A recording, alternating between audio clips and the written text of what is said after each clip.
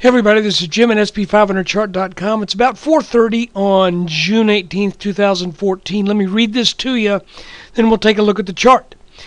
The website and the video are for educational purposes only, and nothing stated at the site or in this video is intended to be used as investment advice. I can draw lines on charts, but you have to draw your own conclusions from your own research and make investment decisions that are suitable for your personal financial situation. I am not a licensed financial professional, I'm just a guy who draws lines on charts. So let's take a look. Well, obviously we rallied in the afternoon, starting whenever that was, I guess about 2 o'clock. That would be when the Fed, when we found out what the Fed was thinking about bond purchases.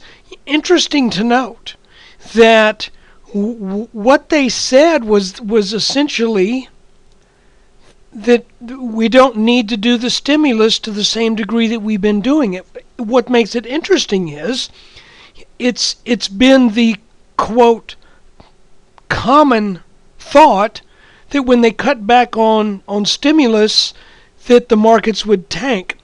Yet, here we go. What does that mean? Well, it means that technicals still tend to work.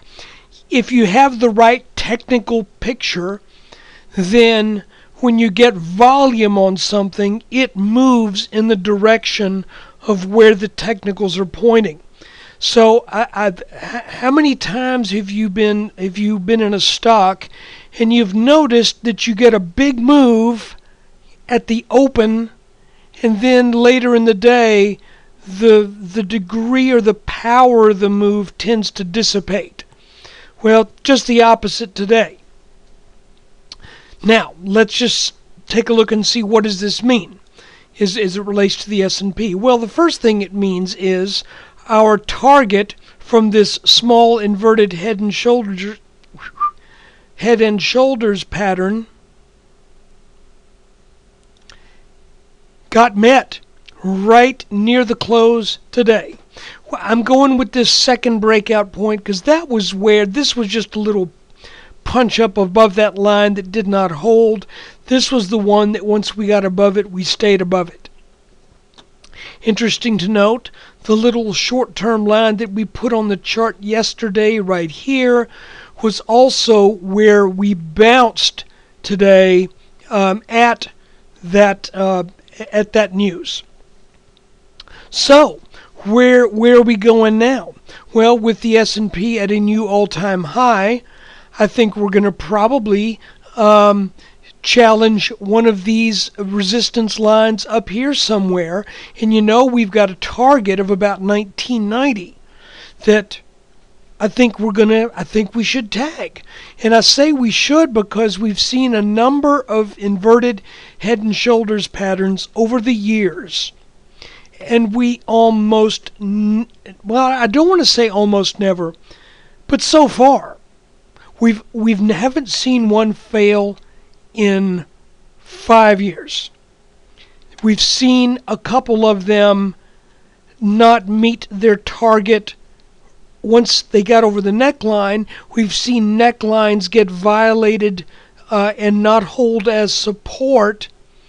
But we have eventually seen every one of these patterns do what it's supposed to do. And it's easy to say that because the highest target we've ever had with any inverted head and shoulders pattern is currently 1990. So no other pattern during the 5 years or so that we've been spotting these things. Here's the biggie back here. Here's one. Here's one. Here's one. There was another here. There were some small ones up and around here. There was one here. And that's the one we're talking about right now. So we just have not seen these things fail yet. And there's our target. As you look at this picture, and you see the 666 low back in 2009 and where we are now, I don't think it's unreasonable to say we can move this 1/16 of an inch on the chart and get up to 1990. So this market just keeps chugging along. Could we get a pullback? Absolutely. You know, that was a pretty broad and sudden move, a very quick pickup of roughly 0.8% in almost no time. Yeah, we could see that pullback. If we do, then I would say let's say, since we're over this green line now for the second time, let's see if that line were to give us support if we get a pullback.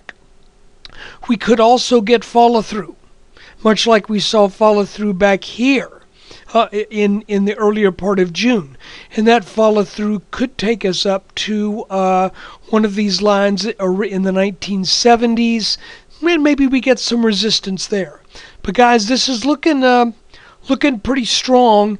We did not come down to this line down here. I thought there was a chance that if this played out as a bear flag, that we could fall out of the bottom of this and come down and tag one of our lines around 1920. This is the 40% retrace buy point off of our inverted head and shoulders.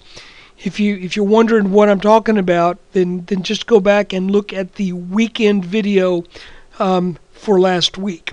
So guys, great day to see that nice rally in the latter part of the afternoon. I want to remind you of one thing. It's not unusual for the day that the Fed makes a comment or the Fed minutes are released. It's not unusual for that initial move to be questioned on the next day. So, you know what I'm saying here. But if we look at this, irrespective of what caused the rally, then I would say it looks like we should be coming up into the 1970s. But I throw that out there because often that initial reaction off of Fed minutes or Fed notes or Fed comments, often that initial reaction turns out to be rethought overnight.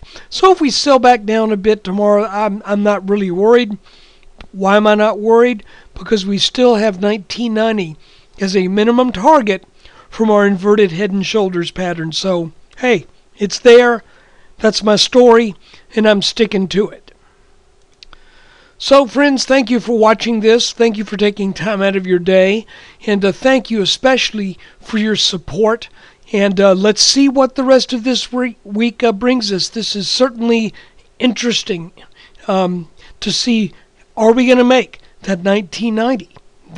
That's going to be quite a feat if we do, because that'll mean we've seen not a single outright failure of a single inverted head and shoulders pattern in well over 5 years. So, hey, thanks again for watching. Take care.